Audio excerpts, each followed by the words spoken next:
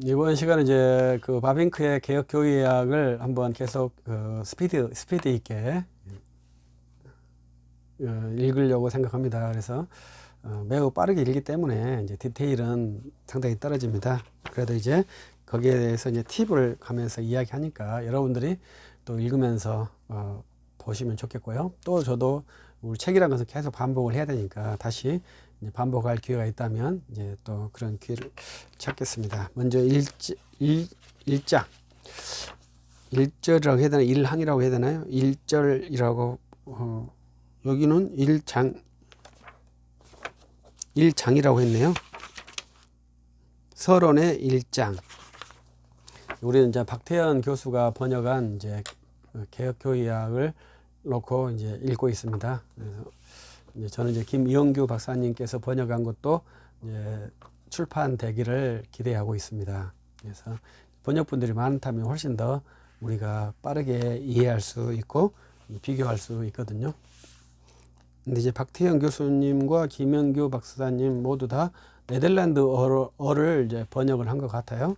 그래서 상당히 이제 좋은 번역이죠. 왜냐하면 중역이 아닌 직역을 했으니까 상당한 가치가 있다고 봐야 됩니다. 이제 1장에 이제 조그마한 글자들이 있는데 이제 그것을 항이라고 해봅시다. 그래서 그것을 이제 8항까지 이제 제시를 되어 있습니다. 그러니까 우리가 페이지 수로도 표기할 수 있습니다만은 1장 1항, 1장 2항, 2장 9항 이렇게 표시할 수도 있습니다. 그래서 이제 우리가 이제 책을 표기하는 방법, 내가 독서를 했던 그 표기하는 방법이죠. 그래서 우리가 이제 개혁교의학 보면은 개혁교의학 1장 1항 이렇게 표기하면 좀 더 빠르게 이해할 수 있을 것 같습니다. 그래서 이제 1장의 제목이 교의학의 명칭과 개념이라는 제목이에요. 그래서 교의학의 명칭. 그래서 근데 이제 이것을 보면서 이제 교의학 도그매틱이거든요. 도그매틱이 교의학인데 이제 바빙크 박사님이 이제 그것은 정확하게 정의를 안 하셨더라고요. 이제 칼 발트는 이제 그걸 정의를 합니다. 도그마틱 이게 두 개가 다르잖아요.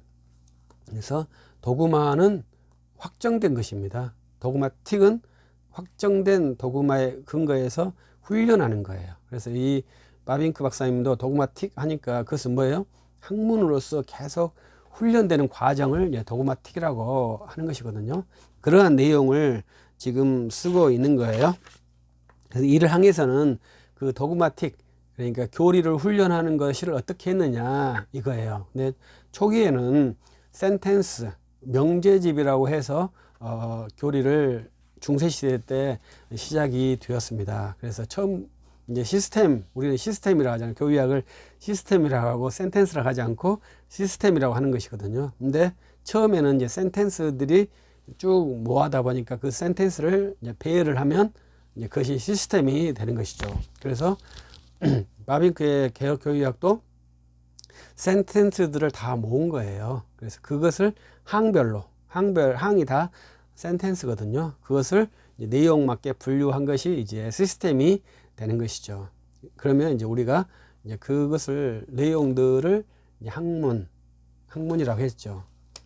센텐스, 명제집 이렇게 이제 번역을 하는데 그것을 지금까지 계속 하고 있습니다. 그래서 이제 조그만한 우리 웨스트민 신앙국에서도 그 항으로 되어 있잖아요. 그러니까 그것도 다 센텐스예요. 센텐스를 저 같은 사람들도 이제 자기 센텐스를 만들 수 있어야 된다. 왜냐하면 그것이 내가 전달하는 그 목표가 되거든요. 그리고 이제 교리라고 한 것은 이제 성경에 나와 있는 독해인에서 나온 것이죠. 그래서 이제 교리가 성경에 이미 나와 있어요. 그래서 우리 한국에는 이제 바른 교훈 이렇게 되어 있거든요. 근데 그것을 이제 독해인이니까 교리라고도 번역할 수 있어요. 그래서 이런 것의 이제 훈련이 이제 바빙크 박사님은 이제 그런 말씀을 안 했습니다만은 이제 교회가 교리를 확정했는가, 교리가 교회를 세웠는가, 이런 문제거든요. 그래서 우리 개혁파의 교리는 교리가 교회를 세웠다, 이렇게 말하죠. 그것을 한번 생각을 해봐야 되죠. 그래서 왜 우리가 말하는 교리는 신약 성경에 이미 있으니까 그 교리가 가시화된 것이 이제 삼위일체죠. 형식화된 것이, 그 교리의 기본은 뭐예요? 우리의 믿음의 대상이 예수 그리스도시다. 이것이 신약 성경에 나와 있는 내용이고, 그것을 형식화된 교리로 만들면 삼위일체가 되는 것이죠. 그래서 이제 우리가 칼빈의 기독교 강요 4권에 보면 이제 바른 교리에 대해서, 교회가 교리를 결정했잖아요. 그 교리에 대해서 4가지의 공회의를 칼빈은 말씀했어요. 그래서 325년에 니케아 공회의, 381년에 콘스탄티노플 공회의, 431년에 에베소 공회의, 451년에 칼케톤 공회의, 이 4개의 공회의를 이제 공식 공회의로 결정을 했습니다. 그리고 나머지 그 뒤에 있는 공회의는 참조로 하고 확정된 교리, 확정된 진리 형태로 이해하지 않았고 성경의 가르침에 위배된 것들도 있다, 이렇게 이해를 했죠. 그래서 우리가 교리 하면은 삼위일체와 그리스도의 양성 교리다, 이렇게 이해를 하는 것이 매우 중요하죠. 이러한 이해는 이제 서철원 박사님께서 아주 쉽게 명료하게 센텐스로 만들었죠. 그래서 교리가 무엇이냐? 삼위일체와 그리스도의 양성 교리다. 그다음에 우리는 종교개혁파의 교리는 이신칭의 교리다. 그래서 우리는 종교개혁파니까 교리가 3개죠. 그래서 삼일체 교리, 그리스도 양성 교리, 이신칭의 교리, 이 3개를 교리라고 말하죠. 근데 저 같은 사람은 이신칭의 교리도 루터가 새롭게 만든 것이 아니고 사도행전 15장에 있는 교리를 다시 리바이벌 시킨 거다, 이렇게 이해를 해요. 저 같은 사람은. 그래서 이제 그 다음에 또 재밌는 표현 중에 하나는 이제 74쪽에 신학의 목적정이 있지 않습니까? 신학은 이제 기본적으로 계시에 의해서 신학이 시작되었으니까 그 계시를 주신 분이 신학의 대상이잖아요. 근데 그것이 종교의 대상과 일치한다는 것은 이제 바빙크 박사님이 말씀을 해주고 있습니다. 그것이 이제 상당히 중요한 것이죠. 그래서 우리의 신학은 우리에게 신학을 할 수 있도록 허용하신 분이 계시다는 이해거든요. 그래서 그분을 예배하는 것이죠. 이것이 신학에서 매우 중요한 것이죠. 그래서 신학의 가장 중요한 것은 뭐겠어요? 신학을 열심히 하면 그 신학을 허용하신 분에 대한 지식이 많아지기 때문에 믿음도 증가돼야 되는 것이죠. 근데 신학이 계속되면은 그걸 가지고 믿음이 사그러든다고 하는데 그것은 상당히 위험한 것이죠. 근데 이제 우리는 그 서철원 박사님께서 말씀하신 것 중에 하나가 이 바빙크는 위험하다, 이러한 것을 말씀드렸잖아요. 근데 제가 1장 읽으면서 그러한 것을 하나 봤는데 그것은 76쪽 8항에 6항에 보면 6항부터 쭉 보면 이분이 베를린에 있는 교수 율리우스 카프탄의 견해를 가져오신 거예요. 그래서 이 카프탄, 이분의 글이 사상이 바빙크의 이 1장의 한 절반 정도를 차지하고 있어요. 그래서 이것은 상당히 조심해야 될 부분이다, 이렇게 생각을 해요. 그래서 바빙크의 그 사상이 굉장히 레인지가 넓거든요. 그래서 이제 주어진 것들이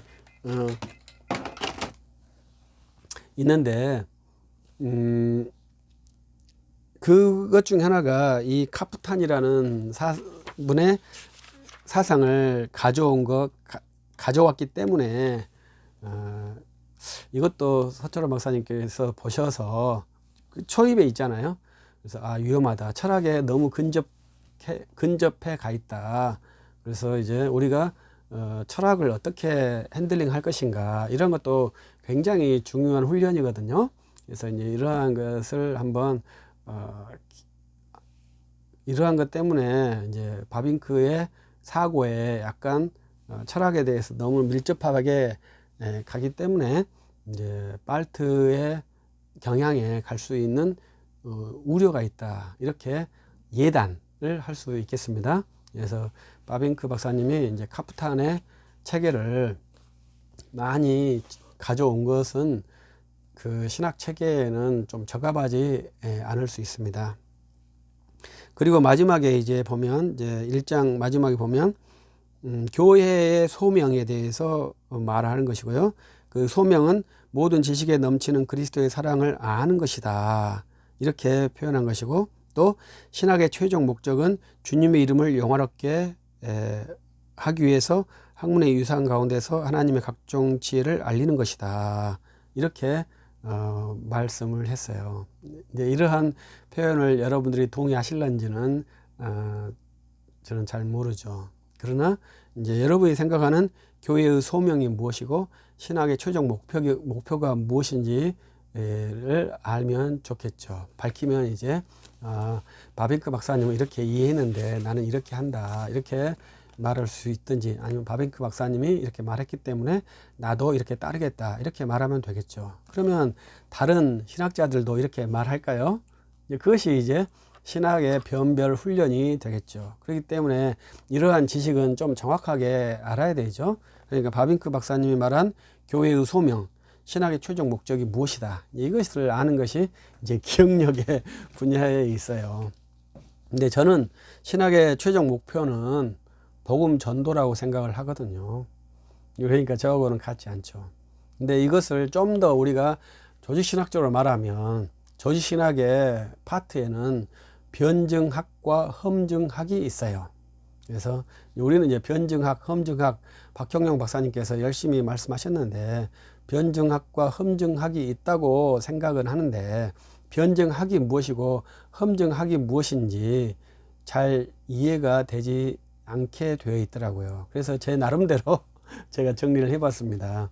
변증학이라고 하는 것은 어폴로직이거든요. 어폴로직은 외부의 적이 우리에게 공격해 왔을 때 우리가 그것에 대해서 우리의 정당성을 밝히는 것이 어폴로직, 변증학이고, 험증학, 에비던스는 우리의 정당함을 외부에게 밝히는 거죠. 우리는 정당함이 없죠. 우리는 생명의 복음이 있죠. 이것을 증거하는 것이 이제 험증학이라고 생각을 합니다. 그래서 신학의 목적은 변증과 험증에 있다. 그래서 이단들이 우리를 공격해 왔을 때 진리를 지켜야 하고, 또 일반 종교나 일반 사상가들이 우리를 공격했을 때 그들의 사상 체계에 부합되도록 우리의 사상을 변호할 수 있어야 되고, 또 그리스도를 믿지 않는 사람들에게, 일반인들에게 이 생명의 복음을 험증하는 것이 신학의 목표다. 그러니까 신학의 시작은 변증이고 신학의 최종 목표는 험증이다. 이렇게 저 같은 사람은 이제 정의를 해보고 싶어요. 근데 이것을 좀 더 쉽게 말하면 신학의 최종 목표는 복음을 전도하는 것이다, 이렇게 말을 하고 싶다, 이 말이죠. 그래서 이제 바빙크 박사님하고 저하고는 약간의 그 점에서는 차이점을 가지고 있죠. 그래서 바빙크 박사님의 개혁교회학 1권 1장을 간략하게 브리핑을 해봤습니다. 여기에서 이제 카프탄이라는 철학자가 등장해서 많은 우려를 갖고 시작하게 됐습니다. 마치겠습니다.